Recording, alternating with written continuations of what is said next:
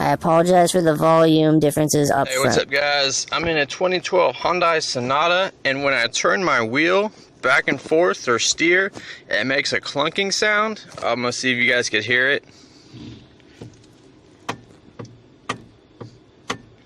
Okay, so basically mechanic's instinct is to come down here and replace this intermediate shaft, this brown shaft you see right here.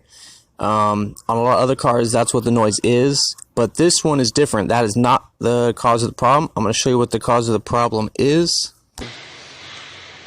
Let's drop the steering column, and right here is the motor, and you got to take these off, and there's a gasket inside there that wears out and causes the clunking noise. So with this motor off, you gotta get all this out. This old gasket out. Wow, see, got it out. I'm gonna clean all this out, and I'm gonna put my new one in. There's my new one. Compared to that one, it'll be a lot better.